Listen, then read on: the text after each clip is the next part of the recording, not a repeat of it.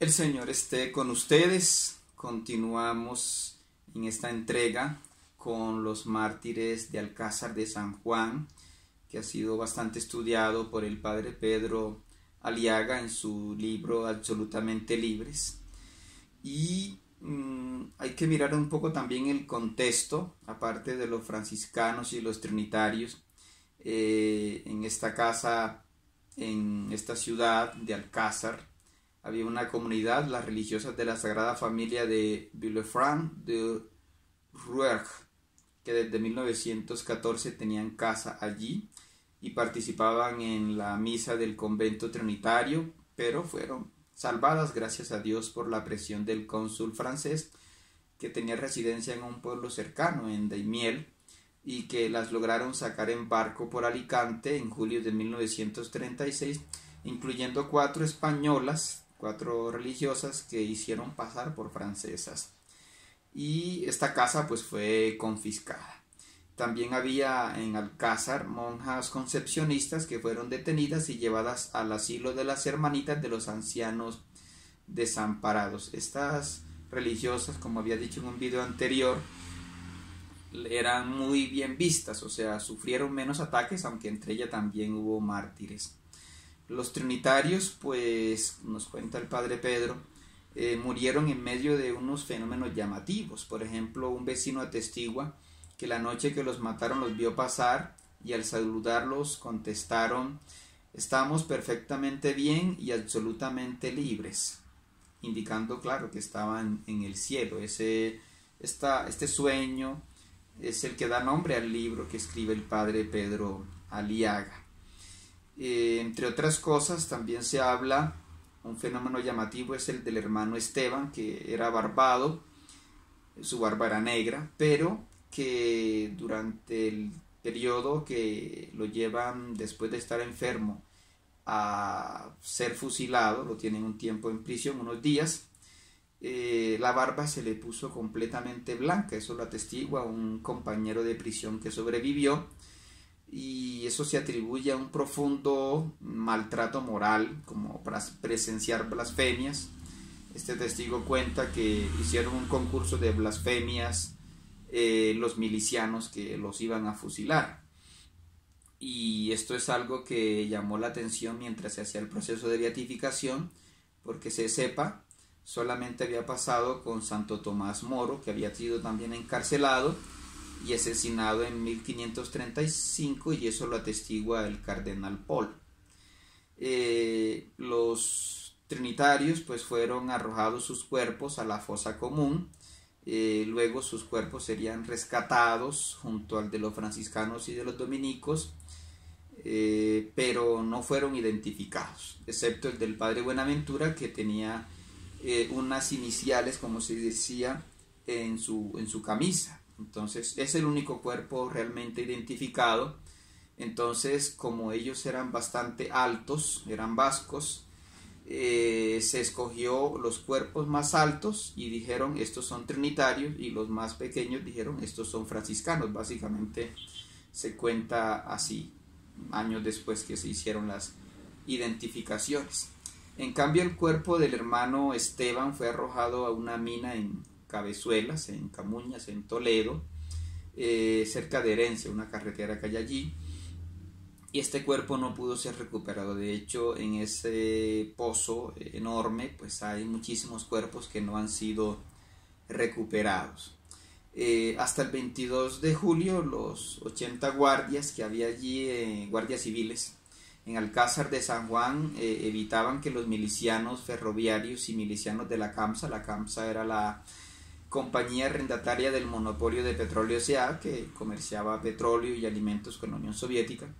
Estos guardias civiles, estos policías, habían evitado que mataran a los frailes, pero en esa fecha recibieron la orden de marcharse a Ciudad Real, y entonces los milicianos actuaron libremente, atacaron pueblos vecinos nacionalistas como Arenas de San Juan y Villarrobledo en Albacete, acosaron a los franciscanos, a los trinitarios, a las monjas concepcionistas, aunque a las monjas les permitieron pues un domicilio particular, mientras que Los trinitarios pues fueron asistidos mientras estaban en prisión por Dolores Asensio Meco, que era hermana de los trinitarios Santiago de Jesús y María y Luis de San Antonio. Uno de ellos había fallecido. Y tuvieron cierto buen trato mientras Francisco Muñoz Arias pues fue el jefe de la Casa del Pueblo. Este era el nombre que le ponían los milicianos a lugares donde se reunían los comunistas y eso. Pero el 26 de julio de 1936 pues asumió el cruel Ángel Serrano, al que llamaban el Mono, quien hizo morir a los franciscanos y a los trinitarios en 2 tandas en la carretera de Herencia. Era frecuente que se hicieran estos asesinatos en masa como retaliación por combates, por bombardeos. En este caso fue en retaliación porque los milicianos habían atacado el pueblo de Villarrobledo y habían fracasado. Se desquitaron, digamos, matando a los trinitarios y a los franciscanos, aunque sobrevivió con heridas el franciscano Isidro Álvarez, que huyó por la noche. Como decimos, estos fusilamientos a veces en las horas de la noche veían caer a los fusilados, pero eran heridas leves y podían sobrevivir algunos. Sobrevivieron así. Fue el caso, como digo, de Isidro Álvarez, este franciscano, que después atestigua todo esto. En Alcázar de San Juan pues hubo fieles vinculados a la orden trinitaria que fueron asesinados. Es el caso de Álvaro Cejudo Moreno, que era papá de 2 monjas trinitarias del convento de San Clemente en Cuenca.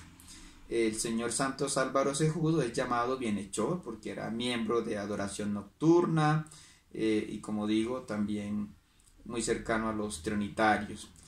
Él era ferroviario de la Renfe, había nacido en Daimiel, había sido lasallista temporalmente, había sido religioso, pero por motivos familiares se había retirado. Con su esposa María Rubio había tenido 7 hijos, era un hombre de misa diaria, rezaba el Santo Rosario y el Trisagio.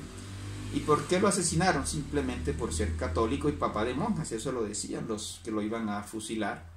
El 17 de septiembre de 1936 lo fusilan allí en Alcázar.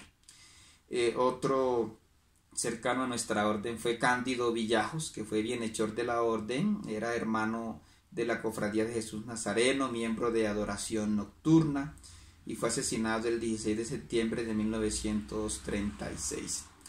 Otro cercano a nuestra orden fue el padre Jesús Sánchez de la Nieta, que había sido religioso trinitario y después se había hecho diocesano, había sido párroco en Herencia y fue asesinado el 15 de noviembre de 1936 en la mina de Camuñas, esta misma mina donde arrojaron el cuerpo de Fray Esteban. Los que fueron arrojados allí, es imposible recuperar esos cuerpos.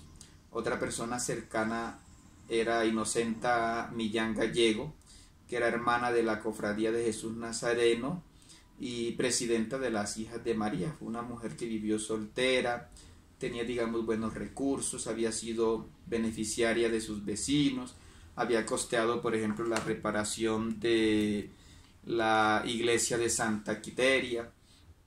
Esta mujer pues fue profundamente maltratada, su cuerpo fue arrojado a la mina de Cabezuelas en Camuñas. Otro cercano a nuestra orden pues fue José Ocón, presidente de la Cofradía Jesús Nazareno, y murió junto a Álvaro Cejudo, este papá, ¿no? También fueron asesinados en Alcázar de San Juan estudiantes del Colegio Trinitario, por ejemplo el padre García Carpintero, pero él fue asesinado en Valdepeñas el 30 de agosto de 1936, Antonio Vicente Vaquero, que fue asesinado con 20 años solamente el 17 de septiembre de 1936 en Alcázar. ¿Y por qué lo mataron a este laico? Porque era miembro de Acción Católica y porque lo acusaron de leer el periódico El Debate. En fin, otros estudiantes también fueron asesinados. Bernardo Sánchez Mateos fue asesinado porque él fue cofundador de Adoración Nocturna, que inició en 1913 en el convento trinitario. Fue un tendero muy caritativo, que lo recuerdan incluso porque perdonaba deudas. Fue fusilado en el camino del cementerio de Alcázar.